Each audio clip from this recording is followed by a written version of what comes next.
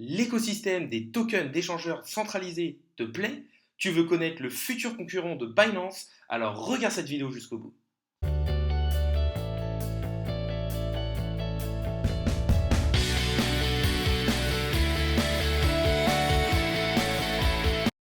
Salut à tous, c'est Inspecteur Crypto, bienvenue dans la vidéo du jour qui va traiter des différents écosystèmes.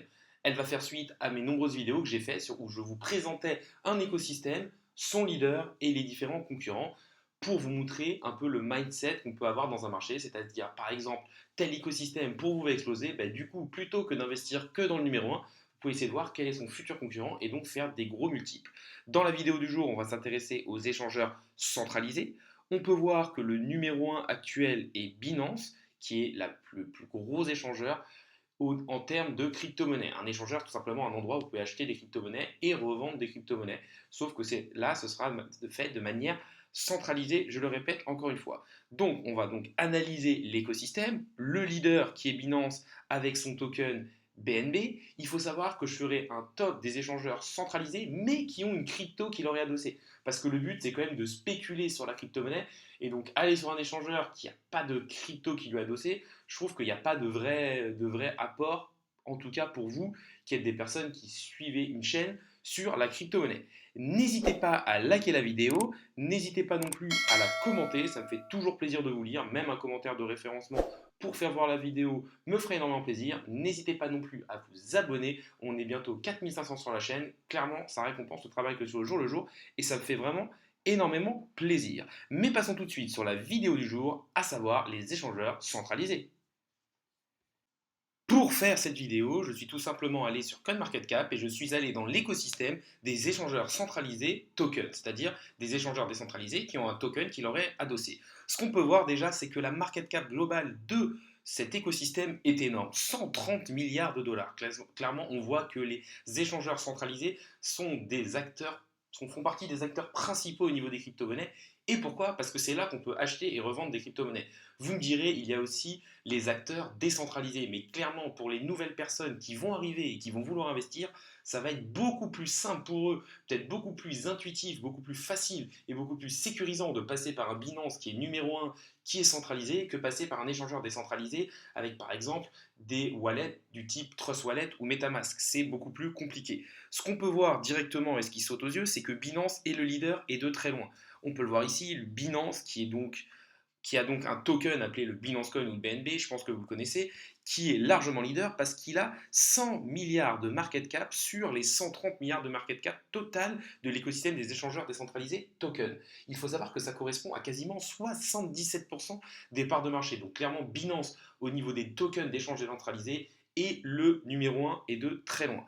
Si on va voir le classement des échangeurs centralisés, là c'est vraiment un classement des échangeurs sans compter forcément leur token. Et le prix de leur token, on peut voir que le volume de 24 heures sur Binance au niveau des crypto-monnaies est de plus de 33 milliards de dollars. C'est tout simplement énorme.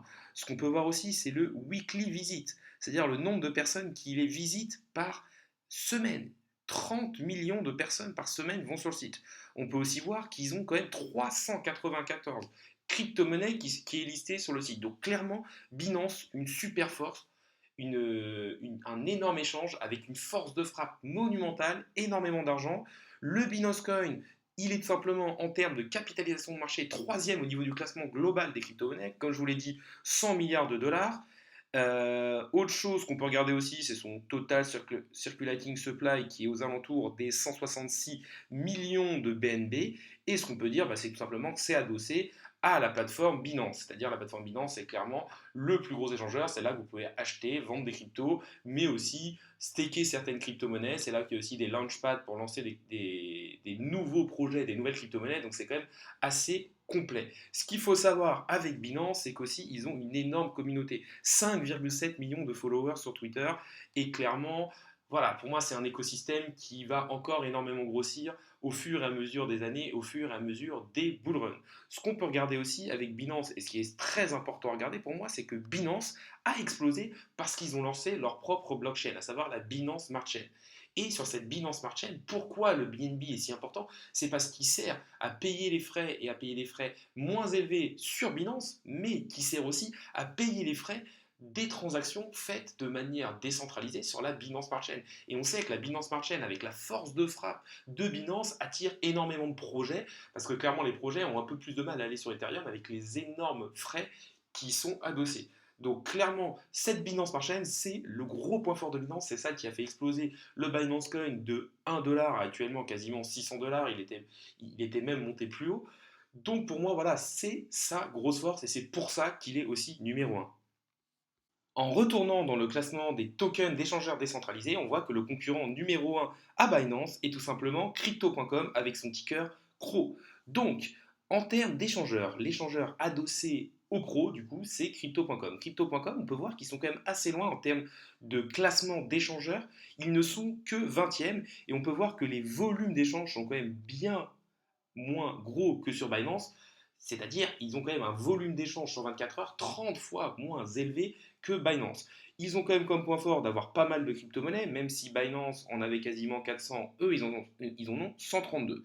Ce qu'on peut voir, c'est que Crypto.com est 23e en termes de capitalisation de marché, en termes de classement global avec toutes les crypto-monnaies, avec un market cap aux alentours des 9 milliards de dollars. On peut dire que Crypto.com est à peu près 10 fois plus petit que Binance en termes de capitalisation de marché. Son échangeur centralisé, Crypto.com, est quand même un échangeur très intéressant, mais qui, pour moi, n'a pas les mêmes forces que Binance. La force numéro 1 de Binance, c'est bien sûr le marketing, mais surtout sa Binance Smart Chain qui lui permet d'avoir un écosystème très complet. La force numéro 1 de Crypto.com, pour moi, ça réside vraiment dans son marketing et dans sa communication. Ils ont des partenariats, on peut le voir avec par exemple Matt Damon qui parle de Crypto.com, ils ont des partenariats avec la Formule 1, ils ont des partenariats avec dans le monde du football avec par exemple la Serie A. Donc c'est vraiment une crypto-monnaie qui fait de la pub pour elle, mais aussi de la pub pour les crypto-monnaies. Et ça, je trouve ça vraiment pas mal. Ils ont une application mobile un peu comme Binance qui en font quand même un écosystème assez facilement appréhendable. Ils ont aussi une carte de crédit, je crois qu'on va le voir plus bas, voilà, qui vous permet de payer en crypto-monnaie, comme le fait Binance aussi, mais c'est quand même, ça montre que cet écosystème est quand même complet. Ils permettent aussi de faire du stacking. Je trouve que c'est vraiment un écosystème assez complet. Là, on va avoir quelques détails au niveau des chiffres, c'est-à-dire que Crypto.com a été fondé en 2016, ils emploient 2600 personnes, ont à peu près 10 millions d'utilisateurs, donc c'est quand même un gros écosystème. Au niveau de Twitter, on peut voir qu'ils sont quand même suivis par 1,1 million de followers, donc c'est quand même quelque chose de pas mal, et je pense que c'est aussi leur communauté et leur gros marketing au niveau du sport, par exemple, pour être un peu plus mainstream et être un peu plus connu, qui font qu'ils ont une grosse communauté et qui sont quand même la deuxième crypto-monnaie en termes d'échangeurs centralisés. Là, on va arriver sur une crypto-monnaie qui monte pas mal, à savoir le FTX token qui est relié à l'échangeur centralisé FTX. Pourquoi le FTX token, je le trouve intéressant? Déjà, ce qu'il faut regarder, c'est qu'il est beaucoup mieux placé en termes d'échangeurs que les crypto.com, c'est-à-dire qu'ils sont quatrième, avec quand même un volume de quasiment 3 milliards de dollars sur 24 heures et quand même 274 cryptos listés, ce qui est quand même assez intéressant parce que clairement, être un échangeur qui n'échange que deux ou trois cryptos, ça attire pas les gens. Avoir beaucoup de cryptos, et c'est aussi un échangeur qui pour moi est très complet comme les Binance, mais on va en revenir. Le FTX token, du coup, est 32e en termes de capitalisation de marché, avec une capitalisation de marché aux alentours des 7 milliards de dollars. Ce qu'il faut regarder, c'est que dans le classement que je vous ai montré des top échangeurs, on peut voir que le market cap global est à peu près à 130 milliards de dollars. Ce qui fait que, comme je vous l'ai dit, Binance a à peu près 77% des parts de marché. Crypto.com, qui est le 20e échangeur mondial, a à peu près 6,9% des parts de marché.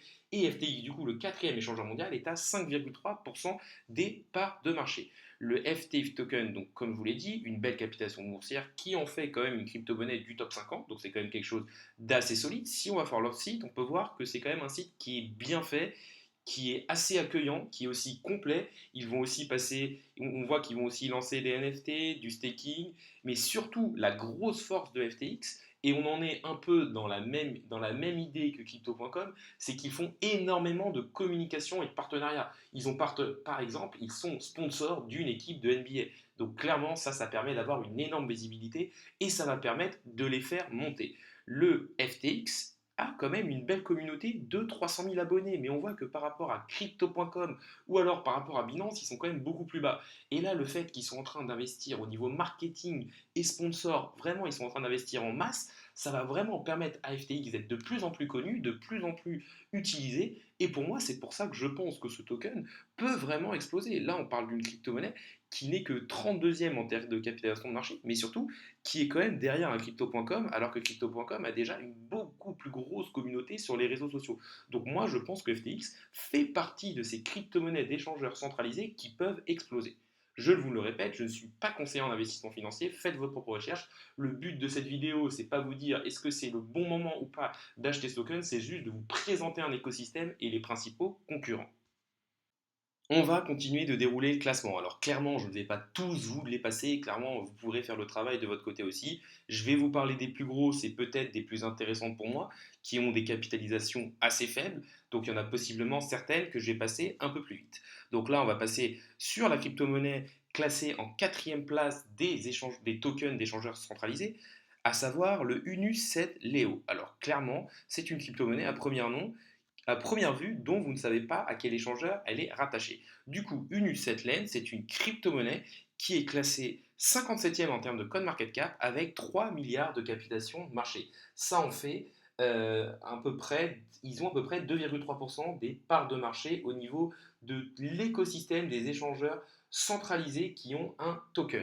Et il faut savoir que Unus Token est tout simplement rattaché à Bitfinex. Bitfinex qui est le 9e échangeur mondial avec un peu moins d'1 milliard de transactions sur 24 heures et 157 cryptos listés. On peut aller voir l'échangeur de Bitfinex, clairement c'est un échangeur classique comme le font beaucoup d'échangeurs. Ils ont des programmes d'affiliation, etc., etc. Ça reste quelque chose d'assez classique. Je vais passer assez vite sur Bitfinex qui a quand même une communauté de quasiment 700 000 abonnés. Et c'est pour ça, là je rebondis sur FTX, mais quand on voit FTX, le prix qu'il a avec des communautés comme ça sur les réseaux sociaux très basses et avec le marketing qu'ils font, clairement pour moi il y a moyen qu'ils poussent. On va ensuite aller sur la crypto suivante, à savoir le UOB token. UOB token du coup qui est cinquième de ce classement des échangeurs décentralisés avec un token. Ils ont un market cap d'1,7 milliard de dollars, ce qui correspond à la 79e place du code market cap et ce qui correspond à peu près à 1% des parts de marché des échangeurs décentralisés qui ont un token. C'est un échangeur chinois, du coup, c'est une plateforme exactement comme les autres. Vous pouvez acheter, revendre des crypto-monnaies, faire aussi du stacking, et on peut voir que eux, ils ont à peu près 700 000 abonnés aussi. Maintenant, on va passer sur la crypto-monnaie d'après, une crypto-monnaie dont je vous avais parlé, à savoir le KuCoin Token, qui est 83e en termes de capitalisation de marché, avec à peu près 1,5 milliard de market cap. Qu'est-ce qui est intéressant à voir avec le KuCoin Token? C'est tout simplement que moi, je trouve que KuCoin Token, ils ont un échangeur qui a pour but de copier clairement le numéro un Binance. Ils font tout comme Binance, ça ressemble énormément à Binance. Vous pouvez faire à peu près les mêmes choses que Binance. Après, ils ont une force de frappe un peu moins. Et ce qui est bien sur KuCoin, c'est que c'est souvent là que vous pouvez trouver des petits crypto poker, des petites crypto pépites qui vont exploser par la suite quand elles seront listées sur Binance. Donc ça peut être un bon endroit pour dénicher des cryptos pépites. On peut voir qu'ils ont quand même une belle communauté d'1 million de followers, ce qui est quand même pas mal. En termes d'échangeurs, en termes de classement des échangeurs, alors je vous l'avais pas dit, UOB du coup est 7e et KuCoin du coup lui est quand même le 3e échangeur mondial avec 3,5 milliards de volume sur 24 heures et quand même 503 coins listés, comme je vous l'ai dit, ils ont énormément de coins différents listés, donc vous pouvez y trouver pas mal de pépites. Ce qu'il faut savoir aussi avec KuCoin, et c'est ça que je trouve le plus intéressant, c'est que KuCoin, comme l'a fait Binance, ils ont lancé leur propre blockchain, à savoir la KuCoin Community Chain. Et ça, clairement, c'est ce qui a fait littéralement exploser Binance en faisant quasiment plus de fois 600 au niveau du prix. Et je me dis que KuCoin, là, ils sont en train de développer leur smart chain, ils sont en train d'avoir de plus en plus de personnes qui viennent dessus, donc clairement, ça peut être un pari de se dire, je mets quelques KuCoin sur KuCoin, j'utilise un peu leur smart chain, et avec ça, je peux gagner possiblement un petit peu d'argent, et peut-être que KuCoin sera la future crypto qui explosera. On va continuer de descendre le classement et je vais vous montrer deux derniers échangeurs qui, pour moi, sont intéressants et qui surtout peuvent exploser au niveau de leur token du coup qu'il aurait adossé. Le premier du coup ça va être le Gate Token. Le Gate Token du coup qui est en termes d'échangeur cinquième. C'est-à-dire que c'est le cinquième échangeur mondial et pourtant on voit qu'il est classé assez bas au niveau du classement des échangeurs centralisés, mais aussi au niveau du classement CoinMarketCap. Au niveau du classement CoinMarketCap, on voit qu'il est seulement 152e avec moins de 500 000 millions de dollars de capitalisation de marché. Donc quand même quelque chose assez petit. Et malgré ça, c'est quand même un échangeur centralisé qui fait quasiment 2 milliards d'échanges, enfin de volume sur 24 heures. Et surtout, et c'est son principal point fort, c'est qu'il a 1034 coins listés dessus. Donc clairement, c'est l'un des échangeurs où vous pouvez trouver le plus de coins et surtout l'un des échangeurs où vous pouvez trouver le plus de pépites qui vont avoir tendance à en lister beaucoup. Après, voilà, pour moi, on pourrait dire que ça pourrait montrer un côté un petit peu moins sécurisé parce que par exemple Binance, pour rentrer sur Binance il faut payer énormément de frais et donc du coup ça va être que des projets qui sont quand même sérieux. Sur Get.io, 1034 coins différents, on va se dire qu'il y a peut-être des projets un peu plus nébuleux, mais on peut voir qu'ils ont quand même au niveau de l'exchange score un 8,3, donc quand même que c'est un échangeur très sécurisé.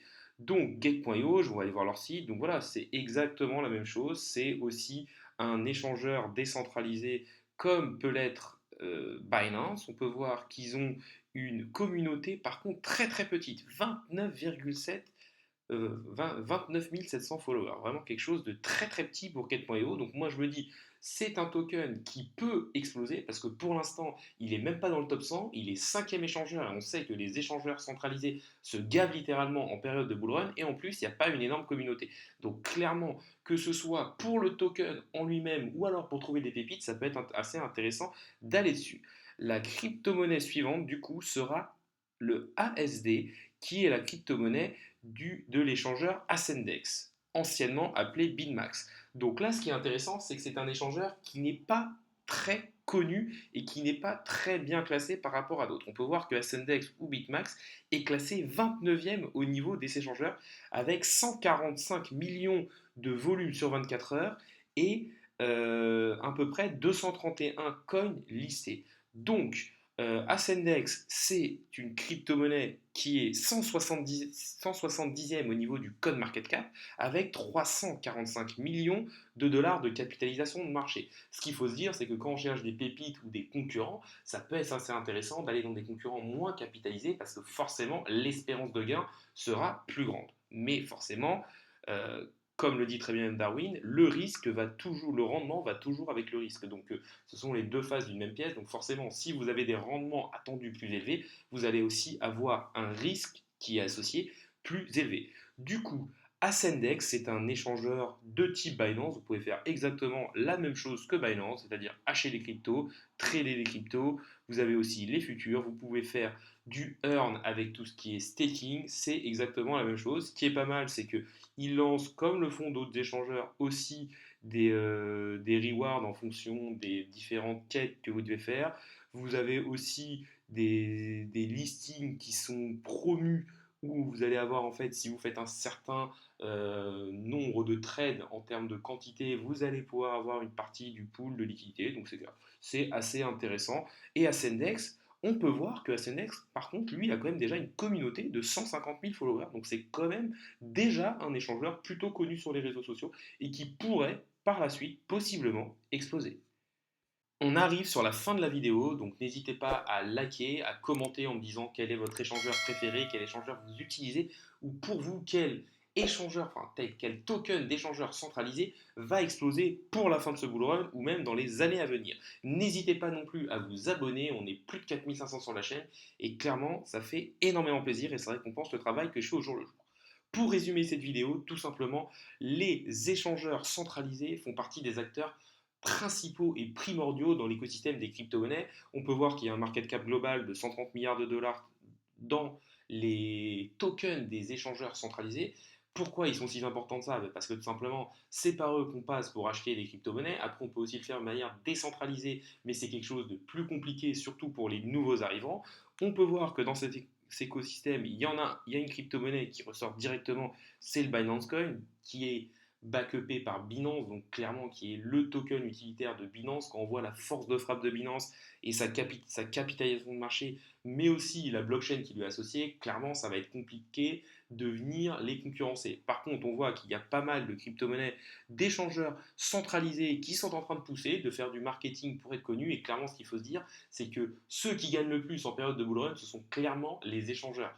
Et donc, forcément, quand un projet gagne beaucoup d'argent, la crypto-monnaie qui lui est associée peut aussi pas mal monter. Dans cette vidéo, comment j'ai fait, tout simplement aller sur CoinMarketCap pour avoir les différents tokens d'échangeurs centralisés. Et en parallèle, j'ai aussi regardé le classement des échangeurs pour voir, pour essayer de lier les deux. Si pour moi une crypto-monnaie n'est pas très bien classée, mais que par exemple, comme le Get.io, on voit que c'est un énorme échangeur, on se dit qu'avec sa puissance de frappe, il pourrait par exemple exploser. La vidéo du jour est maintenant terminée. Salut à tous et à la prochaine.